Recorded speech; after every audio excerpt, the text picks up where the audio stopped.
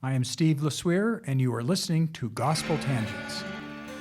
Welcome to Gospel Tangents, the best source for Mormon history, science, and theology. I'm Rick Bennett. Hey everybody, I'm sad to announce that Stephen LeSueur passed away last month. He was a wonderful historian, a wonderful friend.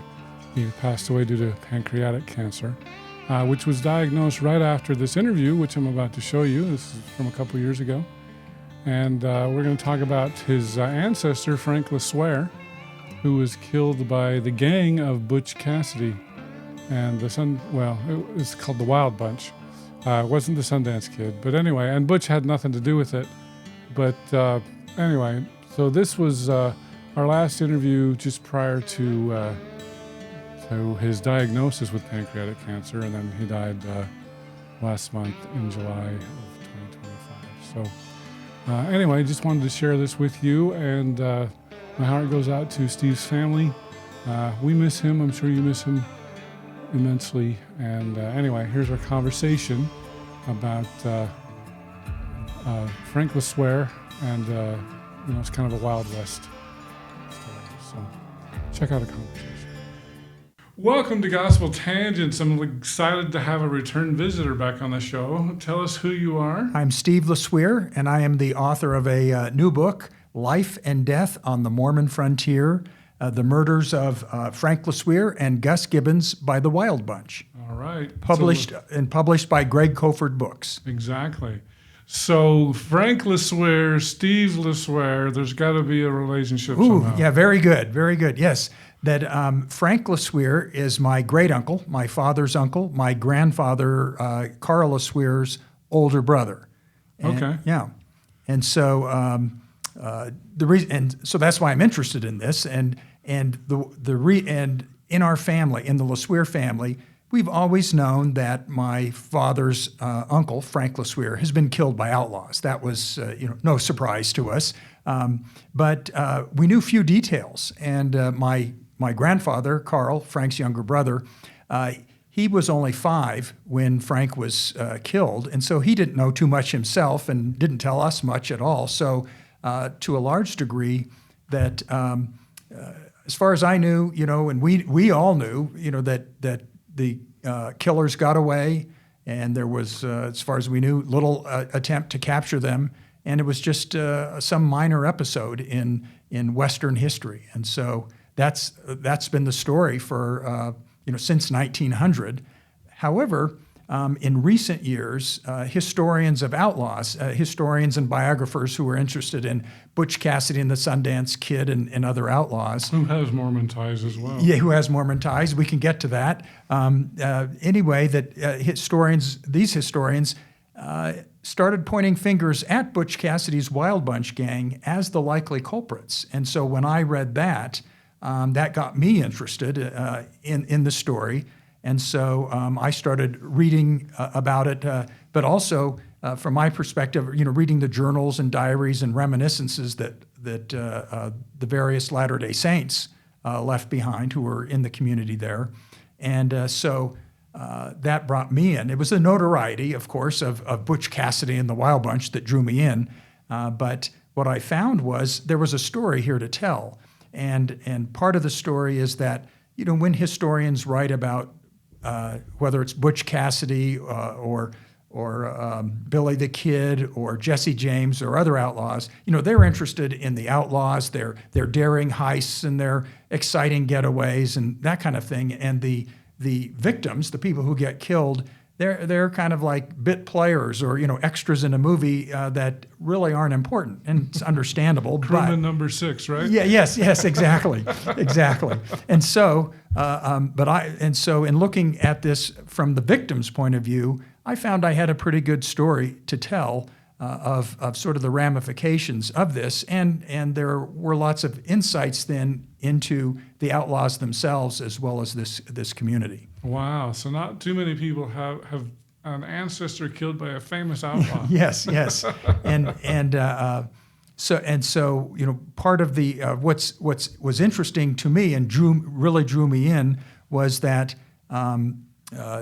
this event took place in the year 1900. Okay. And so even though 1900 sounds somewhat modern, not like the Wild West, but it was. This was the town, it was just outside of the town of St. John's, Arizona, on the eastern part of Arizona. And it was a dusty cattle and sheep town. And there was no electricity. There was no running water in this town. And of course, it was an era, cars and airplanes were unimagined. And so these were people on horseback. And so this incident, in essence, just to set the stage. And so on March 27th, year 1900, that there were 14 to 16 posse members who were chasing 5 outlaws who were suspected of cattle rustling. And so through a variety of circumstances, unfortunate circumstances, at the end of the day, there were only 2 men chasing the outlaws. And the circumstances were, missed trails and bad judgment by some of the posse members, as well as just bad luck. At the end of the day, only Frank LeSueur and Gus Gibbons were on the trail of the outlaws. Oh, wow. Well, very cool. So I'm trying to remember, I think St. John's, that was the home of one of the Oklahoma City bombers too. So that's just a bad place, right? Oh, yeah. Well, the Mormons settled there in 1880. So is this like John Taylor, St. John? No, it was not. As you probably know, our reader or your listeners know, that the Mormons, they arrived in Utah in 1847, and Arizona was part of Utah back then. Well, actually, it wasn't, but Brigham Young wanted it to be. Right. That he had his state of Deseret. It was part of Deseret. That's state of Deseret that included parts of California and practically all of Nevada. And all of what was Arizona at that time, as well as parts of New Mexico. So Mormon leaders had designs on moving all the way down south. It took them a while, but in any case, starting in the mid-1870s, they started populating the Little Colorado River corridor. The Little Colorado River feeds into the Colorado, and then in 1880. They called Mormon families to settle in St. John's, which was already an established town. It had been called San Juan, established by Mexican Americans, and there was about 400 living there. Who's also St. John. Yeah, it was also St. John, and so then it got anglicized to St. John's, and so more than 100 Mormon families were called to come down there and settle. And hundreds along the Little Colorado River corridor. And so that was the genesis of them coming down there. And among the things that I found fascinating was there were several things. One is that this was a desolate area, that perhaps you remember J. Golden Kimball talking about St. George, living in St. George, of how harsh the environment was. He said, if I had a house in hell and a house in St. George, I would rent out the house in St. George and then I'd live in hell. And the thing is that St. George was a paradise compared to some of these places along the Little Colorado River that people settled. For example, when the Brigham Young sent some explorers down, first to look into this area, they came back and called it things like it was an inhospitable waste. And another man said it was the most desert-looking place he'd ever seen, and part of the problem wasn't just the desert, but this Little Colorado River was filled with sand and silt, and so the water was not fit for human consumption, and so one resident said it was like a stream of moving mud. And another fellow talking about it, it was one of the tributaries. He said it was so red with silt that it looked like red paint that was mixed and ready to use. And so it was just a harsh, difficult environment. Though, with that said, reports came back to Salt Lake City, about these reports, and this was not necessarily a good place, and but to Mormon leaders, that was fine. I'll read you what This is what George Q. Cannon, who was one of Brigham Young's counselors, he said regarding this. He said, good countries are not for us. He said, the worst places in the land we can probably get, and we must develop them. He said, if we were to find good country, how long would it be before the wicked would want it and seek to strip us of our possessions? So among the things I found fascinating was, that most of us are familiar with Utah history and the Latter-day Saints settling Utah and lots of the history surrounding that. Less well known is the history of Mormon settlement in Arizona. We know they went down there, but less is known. Well, this was just a very interesting tale of how these people arrived there and, what they were doing tangling with outlaws in the first place. And to that idea of, outlaws is another interesting aspect of this was that St. John's and and Apache County, where the Latter-day Saints were living, this was the Wild West that we see in movies and television and fiction. I mean, we're talking cattle rustling, horse stealing, thievery, and lynchings and the like. It was counterfeiting. Yes, and counterfeiting. Because Mary Ann Clements, she's my counterfeiting expert, especially in Nauvoo, but I'm sure she doesn't know anything about Arizona. Yeah, well, maybe she'll start looking into this. The counterfeiting I know of is that what some people did and were thrown in jail. This weren't Mormons, but county warrants. That when Apache County and any counties, when they didn't have enough money to pay their bills or pay for services, they would write out warrants, essentially promises to pay, like say, here's a promise to pay for $10 for service. Well, forging warrants was what you would do is it was said $10. Well, you just put another zero on the end, and then you'd put it in the bank and say, here's a county warrant for $100. And so that did go on. Okay. But let's just check fraud. Yeah, yes. But anyway, numerous gangs operated in this region. And again, I'll rely on a couple of quotes here. But one of the things is this man, Charlie Kinnear, who was an associate of the Clanton gang and the Clanton brothers. And if you remember, the Clanton family, they were two of the families that fought the Earp brothers at the gunfight at the OK Corral. Oh. And that was in Tombstone, south of Apache County, in 1881. Tombstone, Arizona. Tombstone, Arizona. And so after the gunfight at the OK Corral, two of the surviving Clanton members, Ike Clanton and Finn Clanton, they moved north into Apache County, into Springerville, and they were reputed to, among other things, to rustle Mormon cattle and then run them down to Mexico for sale. But in any case, this man was, Charlie Kinnear, was an associate of theirs. And here's what he said about living in Apache County. What he said was, of all the places I've ever been, and in all my association with bad men, I had never seen as bad a collection as was in Apache County. And then just one more quote for you is James LeSueur, who was Frank LeSueur's older brother. He said in his reminiscence about what it was like growing up in St. John's, he said cowboys would ride through the town shooting and yelling. They set up gambling dens and bawdy houses in St. John's and Holbrook. Drunkenness, together with its attendant crime, flourished in the very doors of the saints.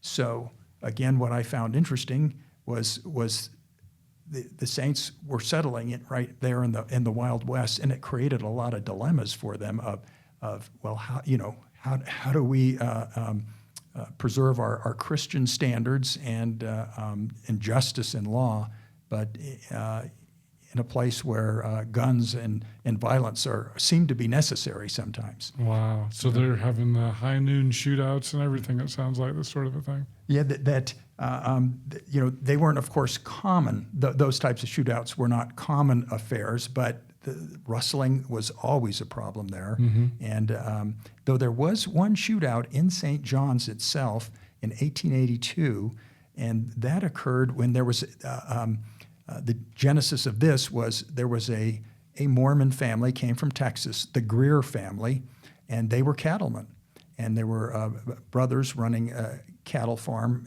or a cattle ranch, and it was the days of open grazing.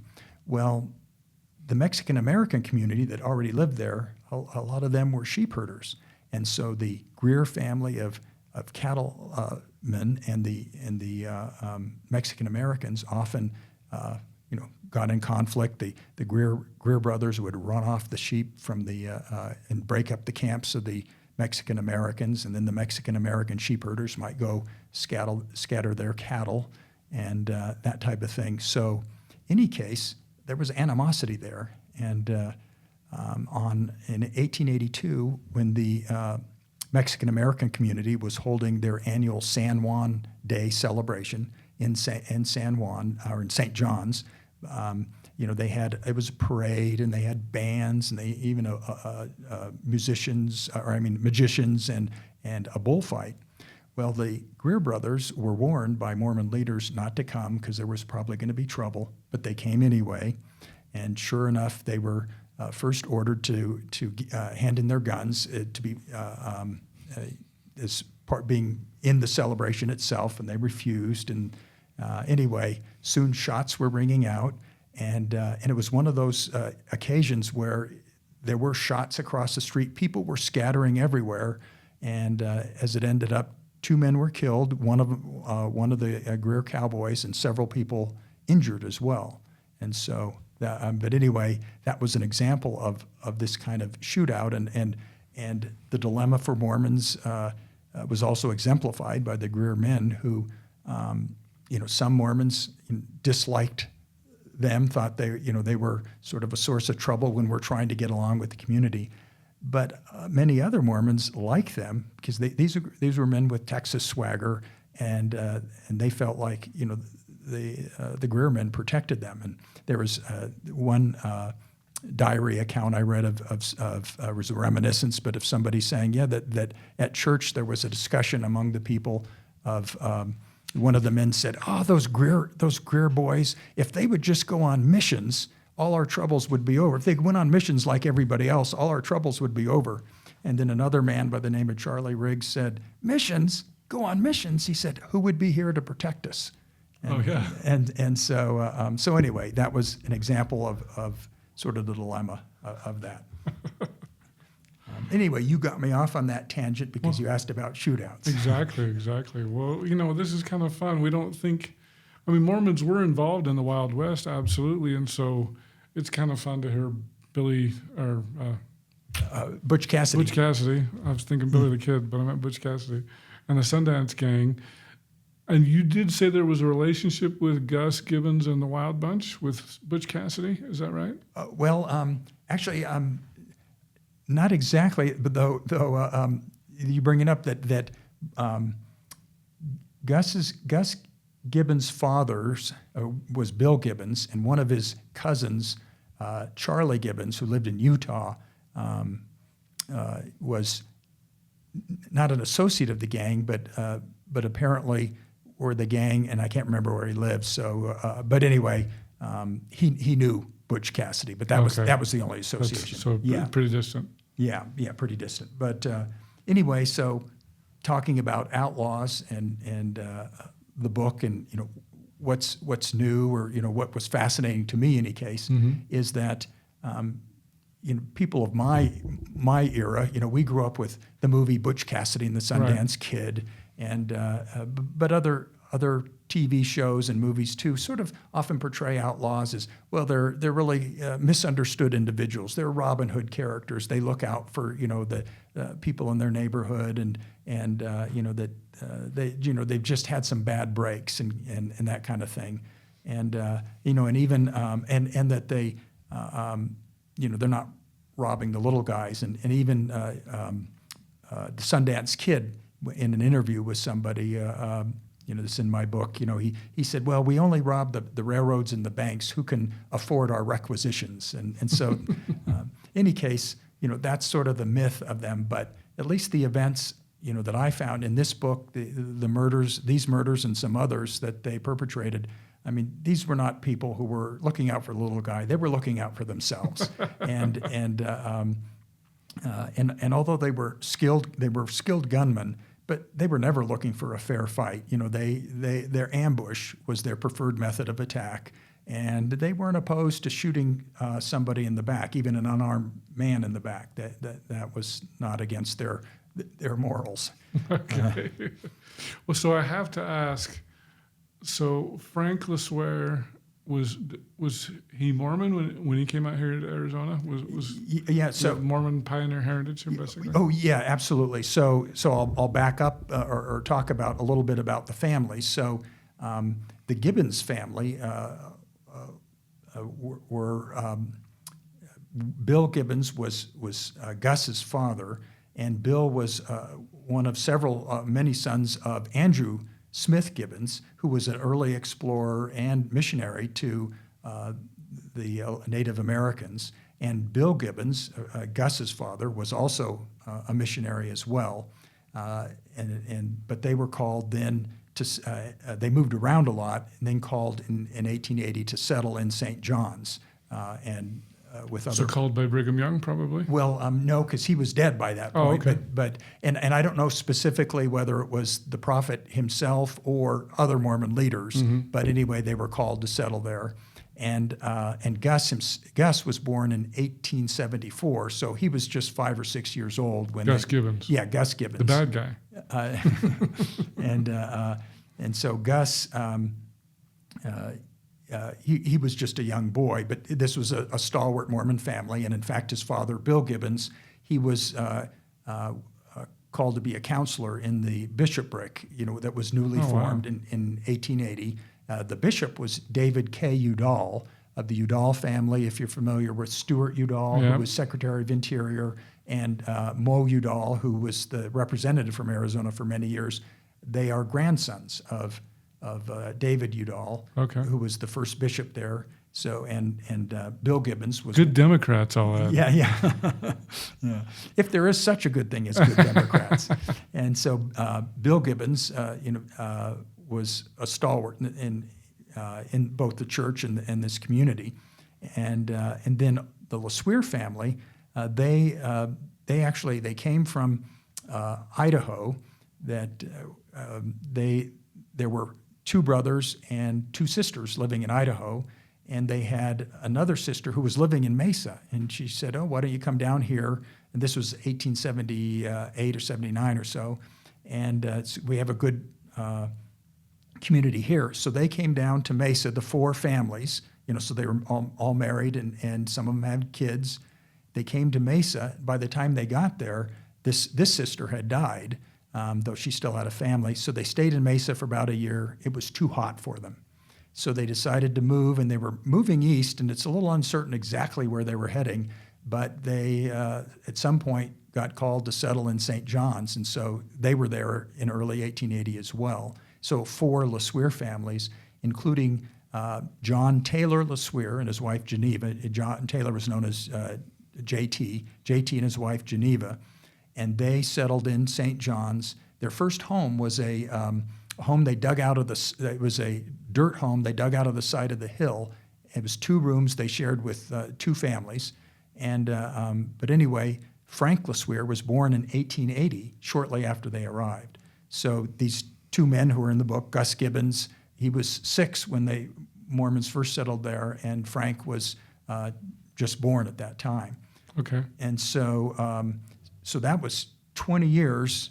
They're living there in St. John's, and it was kind of a desolate, out-of-the-way place then, and it was still kind of that same place in the year 1900. They were still plagued by outlaws and rustlers. It was the sheriff, Apache County Sheriff. Apache County is about 11,000 square miles, which is the size of the state of Maryland. Oh, wow. And Maryland's 12,000 square miles, I think, so about the same size. He was responsible for law and order. Now, he had some, he had deputies in some of the towns and constables, but it was difficult in a place like that. There were many places to hide, and so in any case, and just one, one other thing about the town in the year 1900 is they didn't have running water yet. That wouldn't be until 1911. So what they did have is there was a spring about 4 miles away, And so they had a water wagon that's probably started in about the mid-1880s that big metal container would come into town 3 times a week, and you could buy fresh water because remember, the water from the Little Colorado River really wasn't good for drinking. Very brown. Yeah.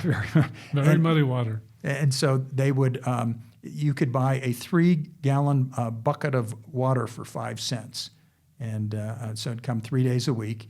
Though some people, that 5 cents was a little exorbitant, and they would just drive out and go get their own at the spring. Well, three gallons, yeah. And also people that there. wouldn't last you that long. 3 gallons. Yeah, that was enough for your drinking, I guess, and like that for say washing clothes, they typically would they'd get water and then they'd let it settle and then just take out the top water after the silt and dirt had settled. When it rained, it was they would put out. But it's the desert; it never rains. Yeah. Pans and buckets and everything to catch the rain. Yeah, it didn't rain very often, and when it did rain, it often caused floods and the like. Yeah.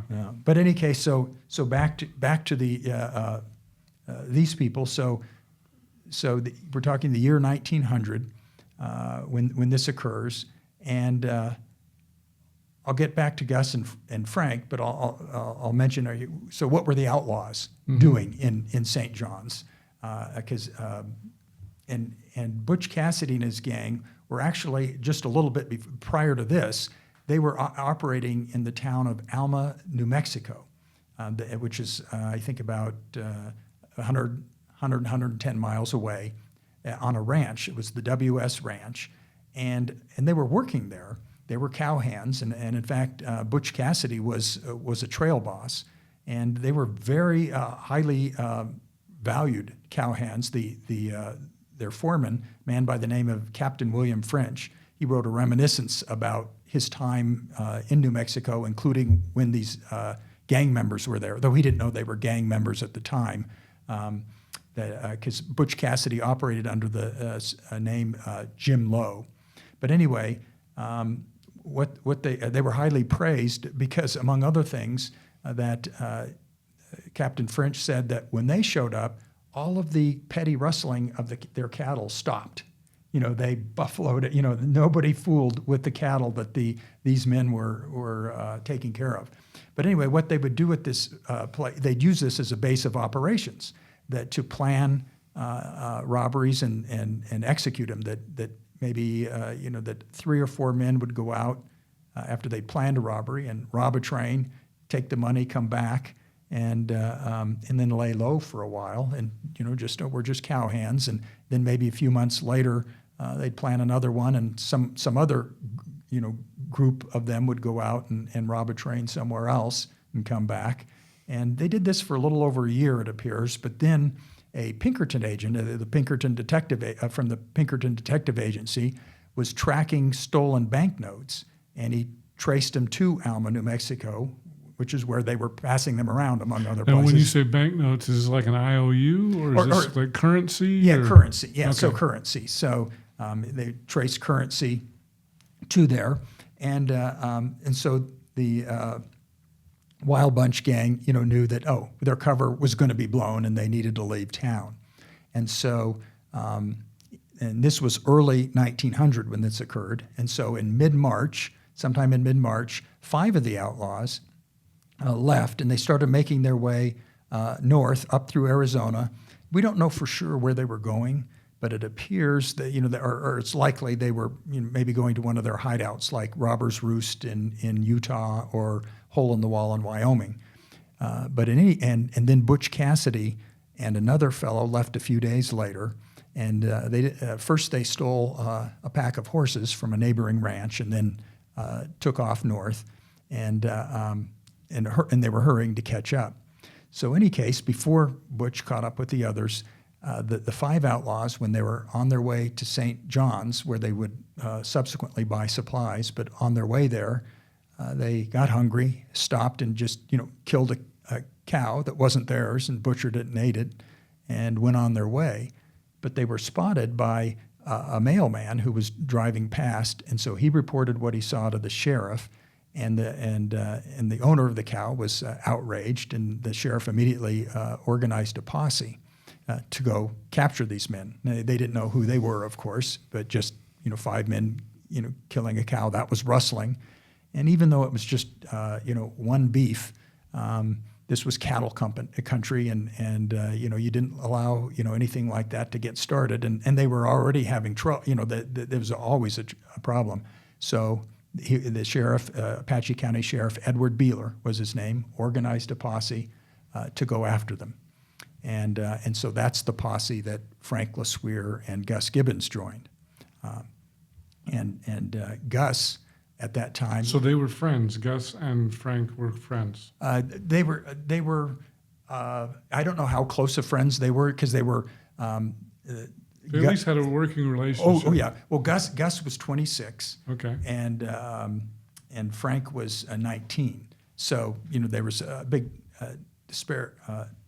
difference in age difference. However, it was a small town. Their fathers were, worked together. All the families knew each other. They knew each other very well. So it wasn't like they were best friends, but they knew each other and other people in the posse.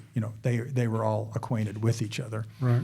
And so in any case, they were summoned to join this posse. And at that time, Gus. He was 26. He was married. He was married to Priscilla Smith, who went by Pearl. At least she was known by Pearl in the Gibbons family. That she was a daughter of Jesse N. Smith, who was a stake president of the Eastern Arizona stake. But in any case, they had been married in 1897 in September.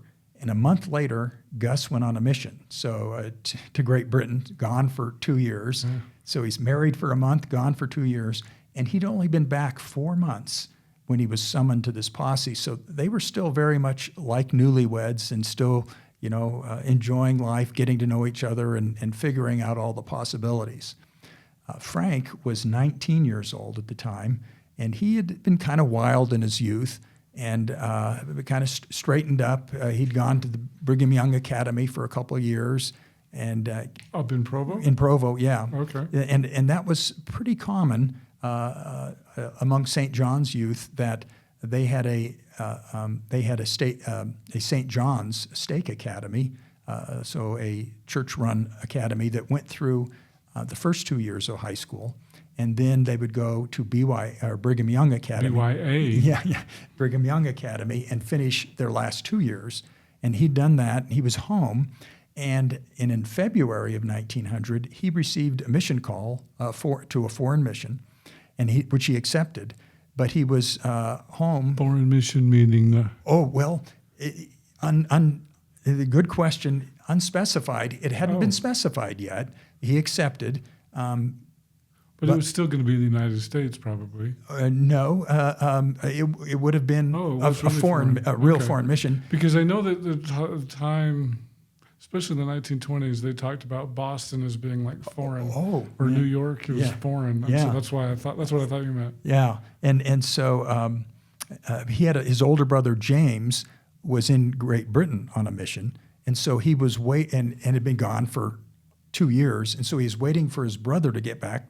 They were very close, and so just so they could visit for a little while before Frank was gone for 2 years. So he accepted, asked to delay a little bit. So it wasn't a 3-year mission or anything? They were still doing 2? They were, at least the missions that I saw, like Gus was gone for about 2 years. I mean, just for context, I'll tell you this. My grandfather from Idaho got married, served a 6-month mission, I want to say in 1910, so it's not too far away. No. But it was just 6 months, and it was in California, and then he came home. So I was surprised when you're saying it was a 2-year mission, but maybe they did that when they were foreign. Yeah, yeah. So in any case, Frank was in charge of the family's sheep business. Then JT, his father, had an extensive herd of sheep, and his father said, he was planning to turn over the sheep business to his son to run to Frank when he got back.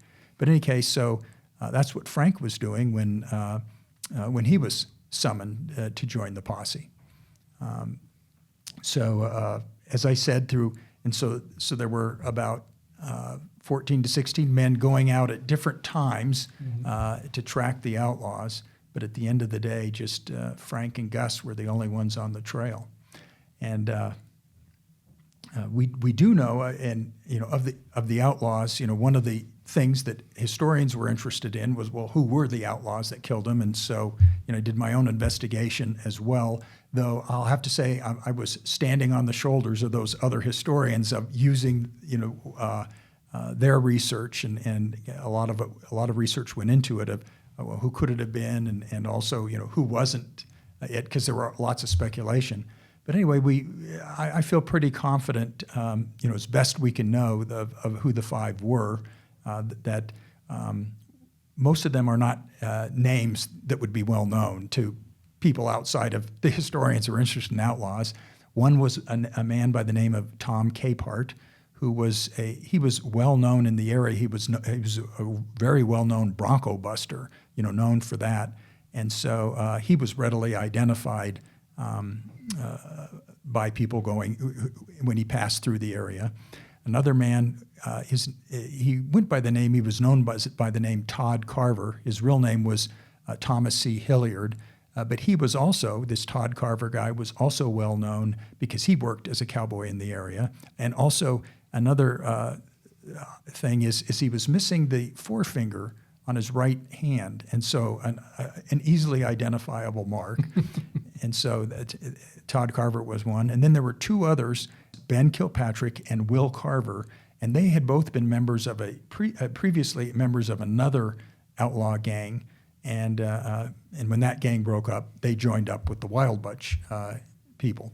And so let me make sure, Gus Gibbons is part of the Wild Bunch. No. Gus Gibbons is one of the people who got murdered. Who got murdered? Okay. Yeah. So it's the murders of Frank LeSueur and Gus Gibbons. Okay. So they're the good guys. They're the good guys. Yes. And they were murdered by the Wild Bunch. Okay. Yeah.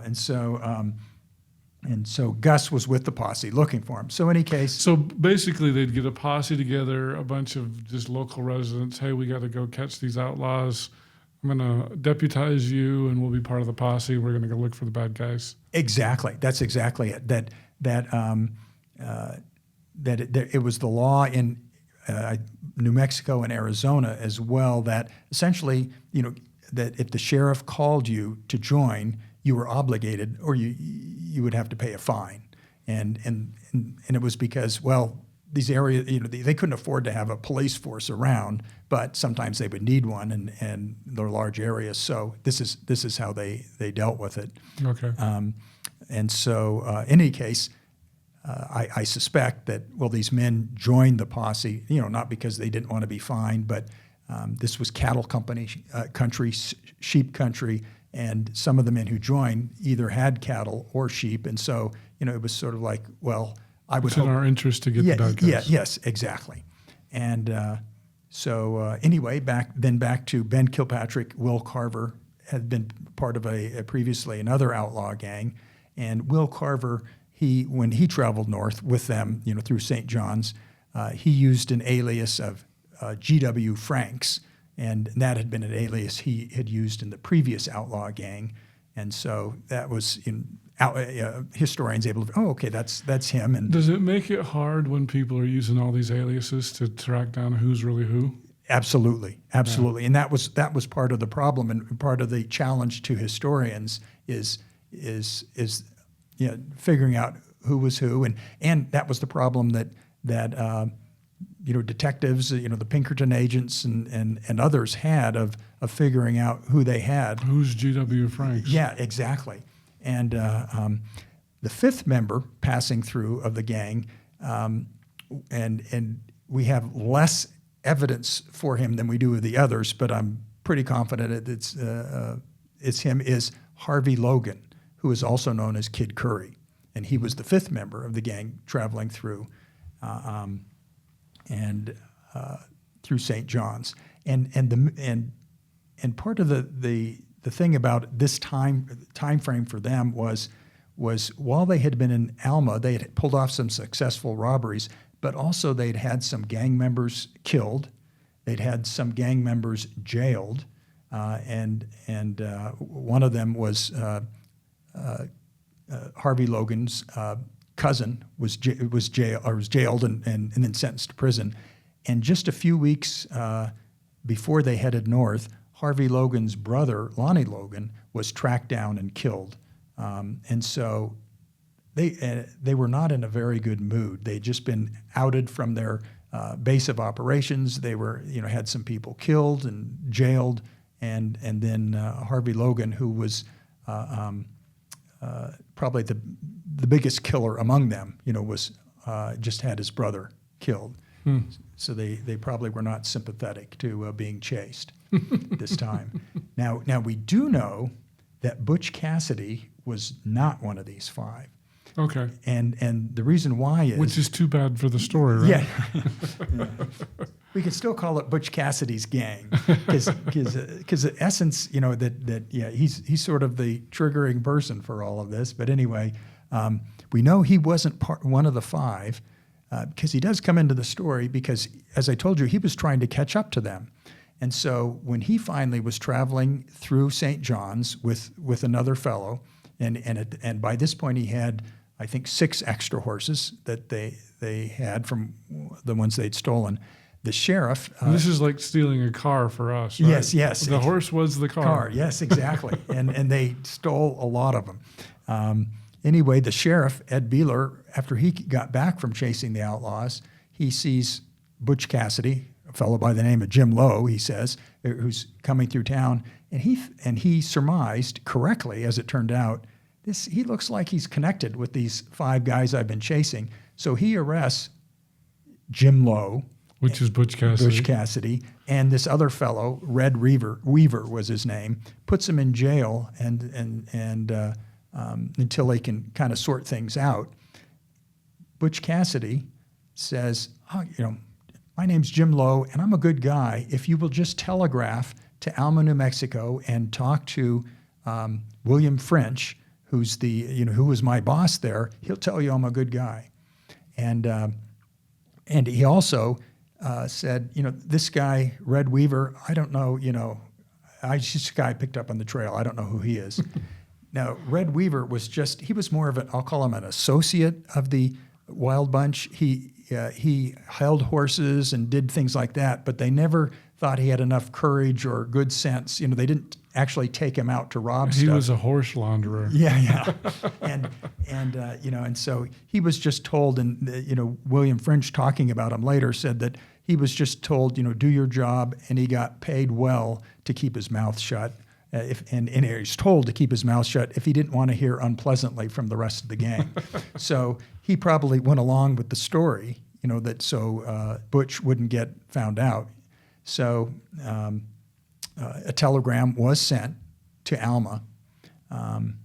And later, after the boys are murdered and there's another chase for the outlaws, the sheriff's gone, but a telegram comes back from this William French, who, by that point, he knew that Jim Lowe was Butch Cassidy, because the Pinkerton agent had come and talked to him when he was tracking those stolen banknotes, and said, he showed him some photographs he says, do you know any of these men? And William French said, oh yeah, that's Jim Lowe.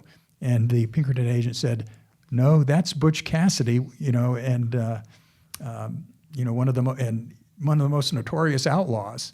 And, oh, okay. So then when Jim Lowe, who was away, came back, William French said, well, there's a Pinkerton agent here, and he said, you're Butch Cassidy. And French said, Cassidy just smiled at him, didn't say anything. He just smiled, but said, I think I'm going to be on my way. So William French knows Jim Lowe is Butch Cassidy. He gets a telegram saying, and don't know exactly what was in it, French writing years later just said, do you know this person? And so he says, well, I thought about it, and so I just decided to send back, yes, I do. And so whatever he said essentially vouched for Jim Lowe / Butch Cassidy, and so Cassidy was released.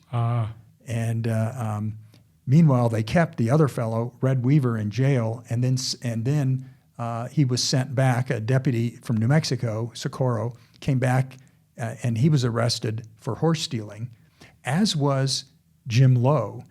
But he was, or rather, he wasn't arrested, but he was indicted for horse stealing when he got back. Red Weaver was, and also Jim Lowe was indicted as well. So they knew they were in together. Though I did read the court records of this, and Red Weaver's defense was going to be that Jim Lowe told him that he, Jim Lowe, had purchased these horses. So he, Red Weaver, had no idea that they had been stolen. That my friend Jim Lowe told me he purchased them. Of course, by that point, Jim Lowe was long gone. He knew he wasn't sticking around. So that's all back out hanging dry. Yeah. So that's. He hung him out to dry. But that was Red Weaver's job. And he got paid well for it. He got paid well for being stood up. And William French talking about Red Weaver after this, he's jailed for it. When he got out of jail, he said he strutted around, like some, border hero because, he'd been in jail and, all of this and that. So in any case, that's how we know that Butch Cassidy was not among the five, but, he took off after that. Among the interesting characters that we meet along the way, besides the interesting outlaws, is the sheriff, Edward Beeler, that he was he was born in 1864, so he was 36 at this time, and he was married to Mary Hamlin, who was a daughter of Jacob Hamlin, the famed recognize that name? Yeah, Mormon apostle to the Lamanites. Ed Beeler was not a Mormon. He was tall, handsome man, and she was, people said she was, very good looking herself. But anyway, he was tall and he was hard as nails kind of sheriff, got along well with the Mormons, and very well liked as a sheriff up to this point. But after the murders, many townspeople blamed him for the young men having been left alone on the trail. And by all accounts, what I can read and by his actions, he blamed himself as well, felt really bad about it. So after the boys were found, he organized another posse, and he went on an obsessive 2.5-month chase for the Outlaws, which is in the book. This chase, it's covered in newspapers, and of course he had other posse members with him. And he chased them back into New Mexico, down into Mexico, up through New Mexico again. They killed another lawman in I'm surprised Pancho Villa is not in this. Yeah. Well, he's in another story of another side of my family. Oh, really? Yes. That's your next book, huh? Yeah. The Scousens. Oh. Like Cleon Skousen? The Cleon Skousen. My grandfather Carl, the younger brother of Frank, he married a Skousen, Merle Skousen, who was a daughter of Peter Skousen, who went into the colonies with the Romneys and others, and so they were down there with Pancho Villa. And my grandmother was born in the year 1900 in those colonies. Oh, wow. But anyway, so yeah, they didn't get to Pancho Villa because this is just 1900. But anyway, back up. They killed another lawman in New Mexico. They chased him up through Colorado into Utah, where they killed the sheriff and his deputy from Moab, Utah, which called out more posses. It was the largest manhunt in Utah up to that point in Utah history. And so it was 2.5 months of chasing these outlaws. And among the things that, let's see, I'm looking for a quote from Ed Beeler. Let's see. Oh yeah. So Ed Beeler, during his chase, he was interviewed at various times by newspaper men from Utah, and about what he was doing, what he hoped to do, and what he said about this quest. He said the boys that these cowardly villains shot to pieces in the South were my friends, and they sacrificed their lives to assist me. And I will even up the score. These fellows may as well fight me in one place as another, as the time when we meet is bound to come. I know them all, and I am as positive of their identity as though they were behind prison bars. So he was, determined to get them. He didn't, but that's because there's another thing of reading about outlaws and this event is it was very hard to actually capture outlaws, especially after, say, a robbery or something, or even this incident. The posses are traveling hours, even days behind, that the outlaws have a head start. The outlaws either have horses, if it's a robbery, they have horses positioned along the trail, getaway trail, fresh horses. So they just race their horses, get on fresh mounts and go, and the posses can't catch them. Right. In this case, they had extra horses with them. The 5 outlaws, they were trailing 12 extra horses when they went through St. John's. So Sheriff Beeler said that, when they were chasing him, they had a running gun battle with them for a while after near St. John's. He said, well, we'd shoot one horse, they'd get the horses, and one horse would get shot, and they'd just jump onto a fresh one. And so they got away that first day from Sheriff Beeler when he was chasing him for cattle rustling because the sheriff's horses gave out. Oh. And in fact, that's what happened to all of the posse men except for Frank and Gus, is their horses gave out.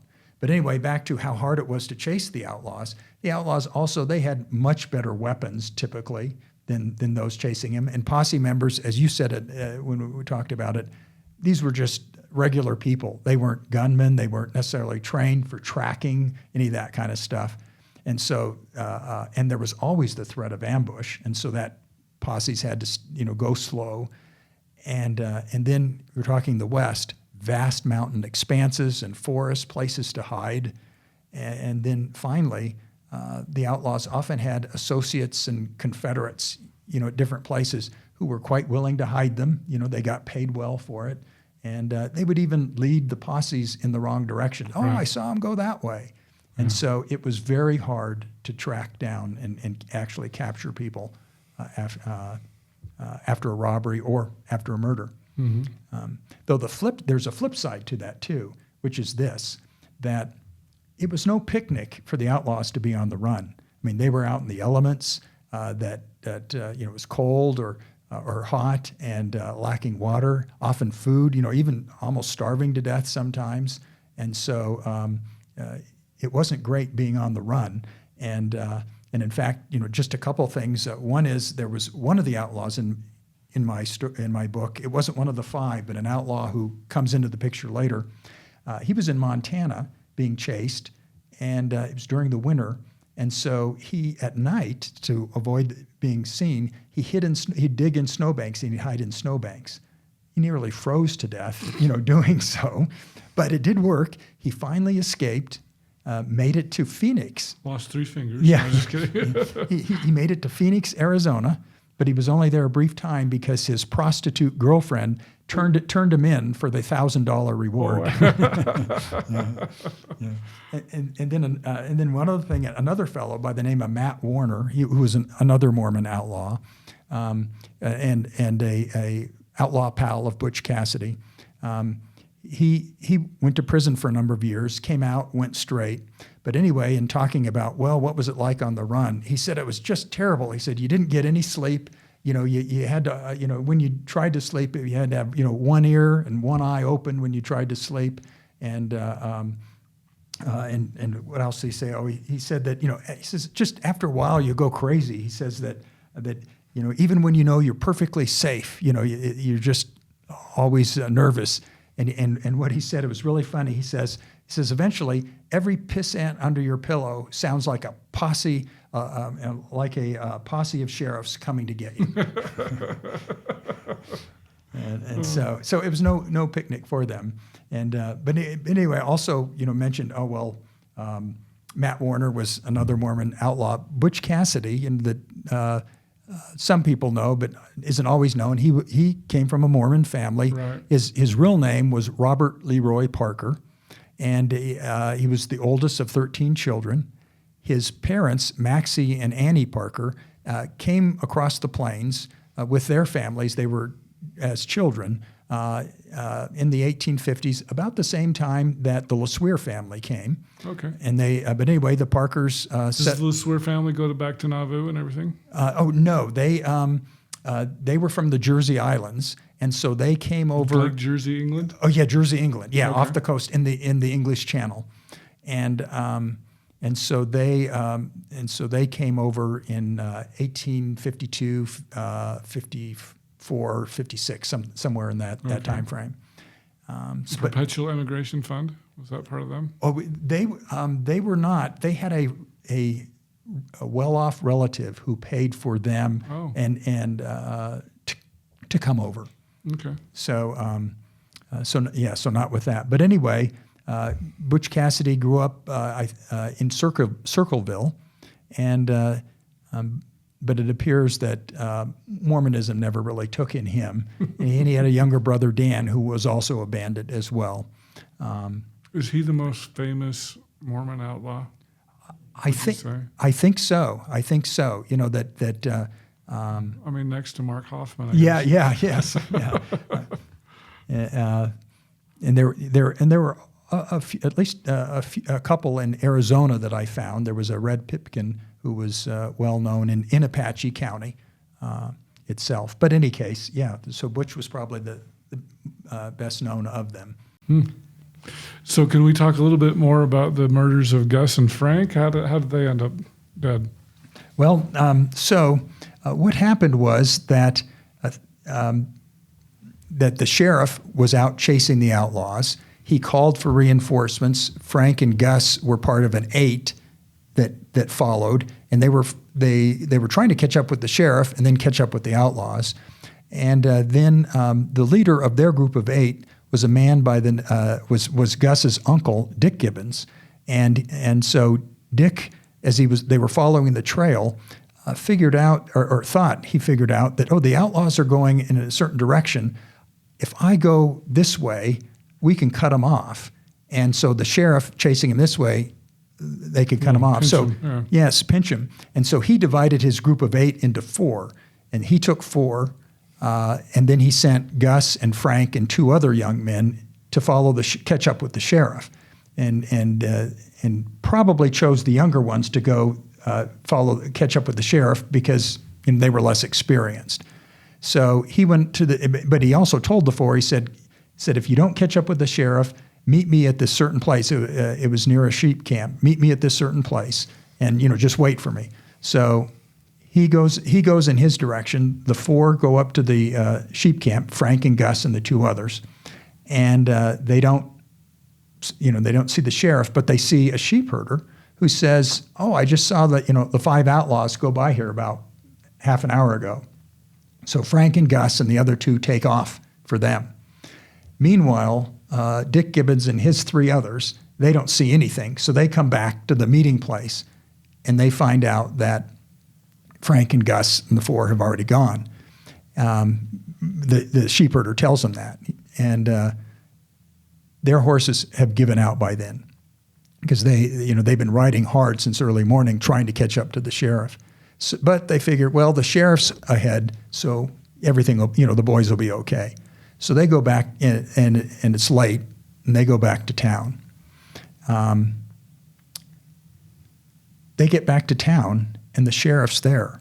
They thought they were following the sheriff, but for some reason there was a missed trail where they went out, and the sheriff came back to town through a different trail. Oh. And the reason why the sheriff came back was he was engaged in a running gun battle with these outlaws for about 10, 12 miles. And his horses gave out because he'd actually been following him for first about 20 miles from, 25 miles from Springerville. And then he was looking for them all night, came upon them, there was a gunfight, and then they chased him. So his horses gave out. And again, the outlaws had extra horses. So, and they did wound one of the outlaws in the fight. But in any case, the sheriff's back, Dick Gibbons is back, but the 4 boys are still on the trail. And they go for a little while. So were they misdirected by the people that said the bad guys went the one way? They were not. They were not misdirected. Yeah, the sheep herder was correct. Okay. So they go on, and they're following the trail. They think they're following the sheriff.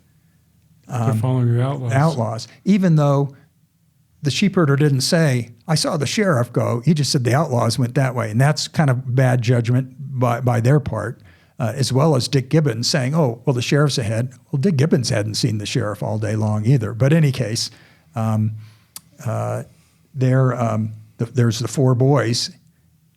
One of their horses gives out, and they're about to approach a really steep mesa, and the horse gives out. So they stop to talk about what to do. And first three of them want to, let's go back. We haven't seen anything. But Frank says, listen, the sheriff's ahead, and he's going to need our help. So finally, he talks Gus Gibbons into going back. And we do know what Frank said, of the sheriff's ahead, and we've got to help him. With Gus, maybe he wanted to go, or maybe he thought, well, I don't, want Frank just to go on his own, but for whatever reason, he got persuaded to go. So the two other young men turned and went back to with the tired horses. With the tired horses, and they were 20 miles outside of town. It's about 5 o'clock. So they're probably just going to walk back, basically, instead of galloping back. Yeah, they're going to go back to the probably the sheep camp. And they went just to sleep. It was getting dark. They never would have made it to town, so they were going to camp out. Gus and Frank said they were just going to go to this top of this mesa, and if they didn't see the sheriff, didn't see any, because they could see a lot, all around. They didn't see the sheriff. There was a certain place they were going to go to, and they were going to stay the night. So they knew we might not be able to. So they went ahead. And now the rest of what we know happened. The outlaws certainly didn't leave a tail, but Dick Gibbons, who was one of the search party who found the bodies, he went and inspected very closely the place with another man, both a couple of days, to kind of surmise what happened. And so apparently what happened was is that when the boys got to this steep mesa, well, they dismounted their horses and started walking them up. Well, this mesa, as I said, was nice tall mesa. The outlaws were up there the whole time because they had done the same thing. They'd come to that mesa, taken their horses up. So when they saw the boys coming, they could see them from miles away. And so as the boys got closer and they saw they were coming up, they moved their horses a safe distance away so the boys' horses wouldn't smell their horses and kind of give it away. And then they crept into position. There were bushes and there were boulders at the top of this mesa. It's getting dark, probably. It's getting, yeah. And so they're hiding there, and Frank and Gus are just walking their horses up the trail. And when they get about 10 to 20 feet away, there were 5 outlaws in 5 different places. They just opened fire. And Frank may have been killed immediately. Dick Gibbons thinks he was. He had 5 bullet holes in him, though not all immediately. But anyway, he was shot. Gus was wounded in the stomach. And so he turned and ran down. And he must have been panic-stricken, of course. But he had the presence of mind. He took off his handkerchief and put it on his wound as he ran. And he got about 50 to 75 yards down when, the outlaws then came out from hiding and, shot him, and he got hit in the back and went down. And so then the outlaws, they went and they shot Frank at least once in the face. And then they came down, and Gus was found, he was found face up on the hill with his head facing down and a bloody handkerchief by his side when he was found, his face up, and he had at least 2 bullet holes in his head, and they'd been shot at close range because they had powder marks on their head, and so oh wow, and so point blank, basically. Point blank,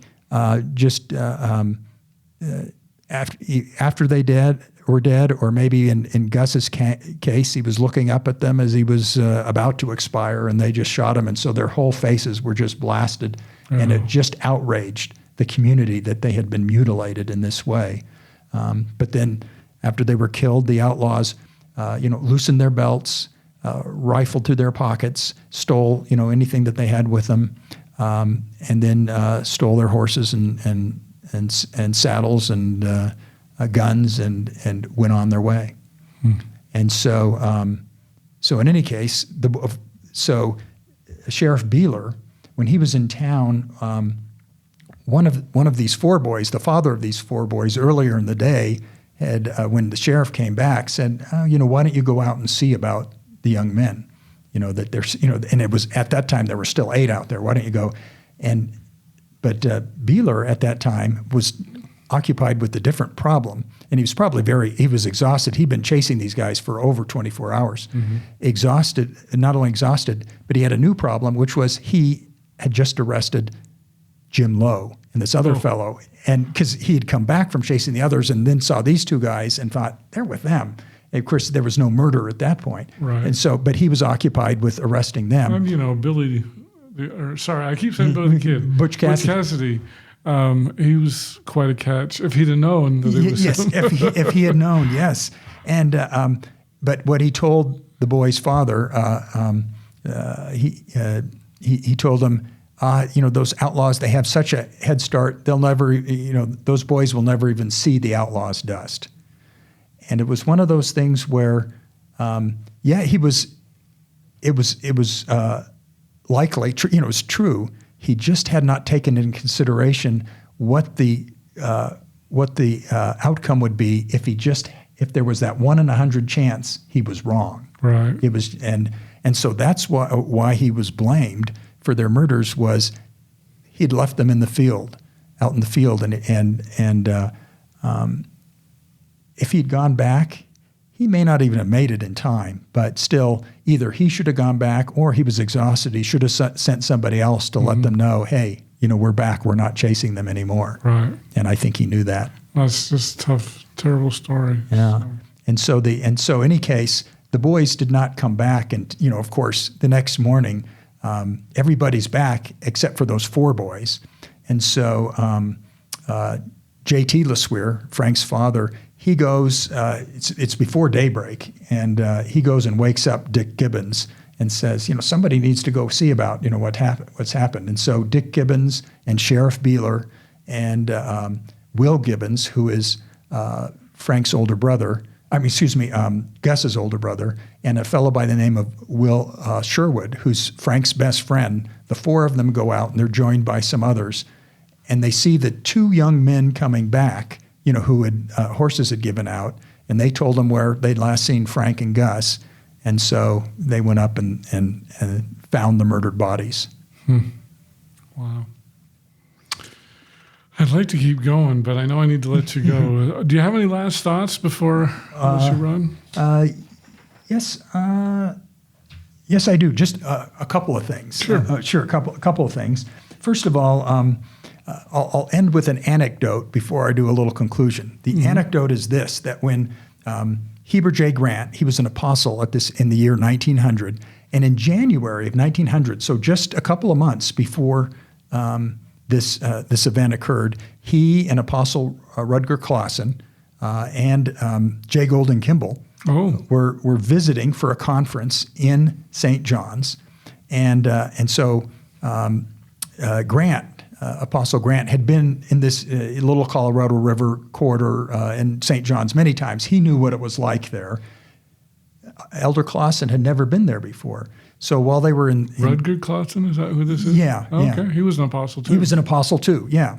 And so they were there for a conference. They were visiting, and they were in Holbrook waiting. The train had taken them to Holbrook, and from there they were going to take a carriage to St. John. So while they were waiting, Elder Clausen was sort of marveling at what he was seeing of these places, and he said he wondered how the saints ever found all these nooks and corners to settle.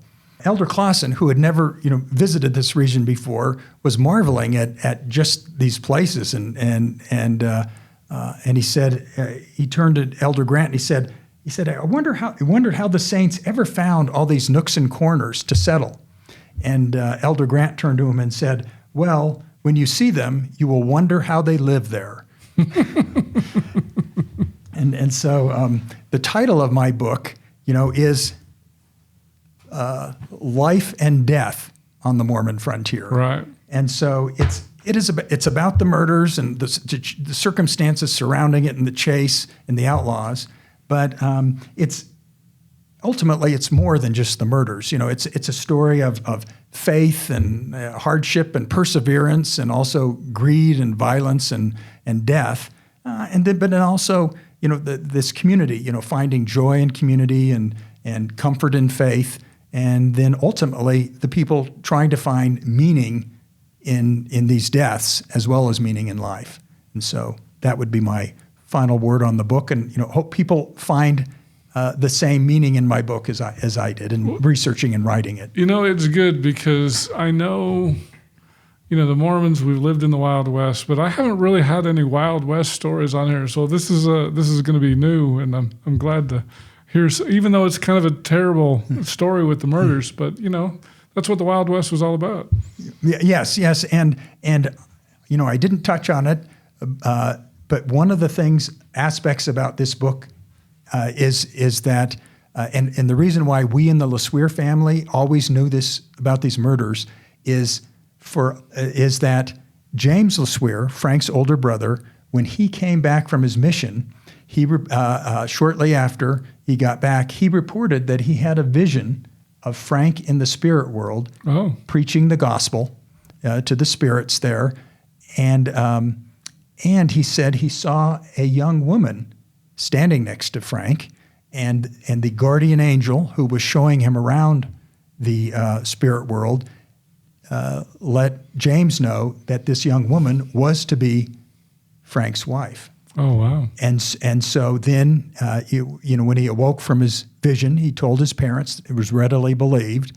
And then a few days later, and this is James wrote this account in church magazines and private accounts.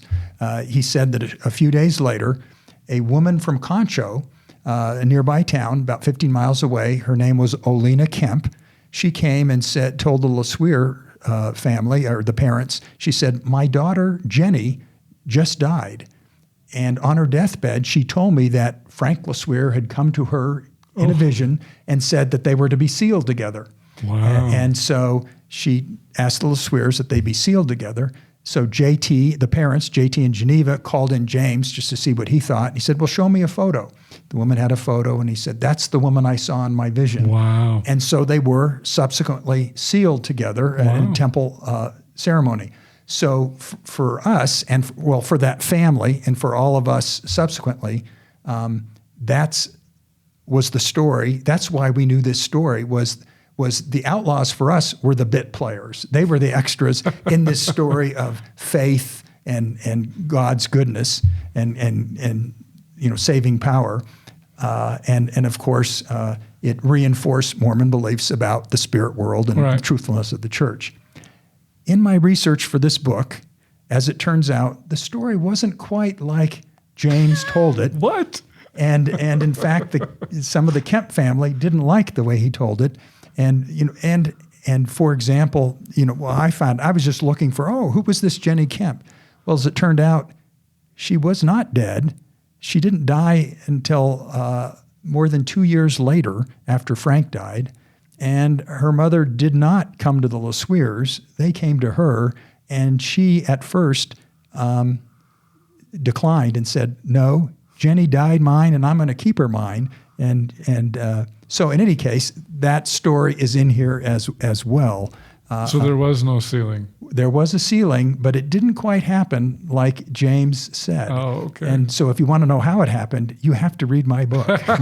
But so in any case, and not surprisingly, at the funeral, and we have the minutes of the funeral for these boys. For Frank and Gus, it was a dual funeral that the speakers were already saying they were called to another mission that and Gus's own Gus's father in their family, they say that he had a vision or not a vision. He said that Gus appeared to their father and explained to him he was killed so he could be a missionary to the Gibbons family in the spirit world. Oh, okay. And so I take a chapter to discuss this issue as well as Mormon theology and theology that precedes this, because in fact, the Mormons weren't the first to talk about preaching in the spirit world. The Universalists and the Shakers, prior to the Mormons, also had very similar beliefs, as it turns out. So anyway, I take a chapter to explore that. But that's also why the book is about finding meaning in death as well as finding meaning in life. Well, very good. All right. Well, Steve LeSueur, I appreciate you coming here all the way from Virginia. Yeah. And thanks for being here on Gospel Tangents. Oh, you're very welcome. I enjoyed it. I hope your audience enjoys it as well. Yes. Get your Wild West book. Yes. Yeah. Thanks. Sure. I hope you enjoyed our conversation with Steve LeSueur, author of Life and Death on the Mormon Frontier. So he talks about the murders of Frank LeSueur and Gus Gibbons by the Wild Bunch. So, Steve, thank you so much for coming out here to Utah. It was good to get together in person and talk about your latest book. So it was a lot of fun. In our next conversation, we're going to move on to Dr. Matt Bowman. Now, you may know him as one of the authors of The Mormon Bigfoot and UFOs. And I think, these sorts of stories, this folklore, this supernatural folklore that people find kind of fascinating and interesting and all of that, we find it fascinating and interesting because it appeals to us, because it tells us something about who we are, really. There's a sense of being edgy when you think about Bigfoot, when you think about UFOs, but these things catch on, and they catch on for reasons, because they resonate with something that we want to think about ourselves. And that's kind of the argument of the article, right? You say, right, the notion that Bigfoot is Cain, or vice versa, Cain is Bigfoot. I argue in the article that this is an association that really emerges in the 1980s. Right. In the kind of Mormon corridor, right? Idaho down through Arizona. If you'd like to hear the entire interview uncut, subscribe on either Patreon or at gospeltangents.com. For just $5 a month, you can hear the entire audio uninterrupted. On our $10 tier, if you would like to see the whole video, you can see that either on youtube.com/gospeltangents, or I've got a special Facebook group devoted for full videos. So subscribe at gospeltangents.com and sign up for just $10 a month. For $20 a month, if you'd like to get some bonus content, maybe some of the stuff that ended up on the cutting room floor, you can sign up for that. And then if you'd like to talk to me for $100 a month, we'll do a monthly phone call on something like Zoom, and you can ask me anything you want. So thanks again. Also, don't forget about the merch, mugs, t-shirts, hats, things like that. I'm trying to get the ties up there. Hopefully I can get up there. And thanks again for watching Gospel Tangents, and click here for some more videos.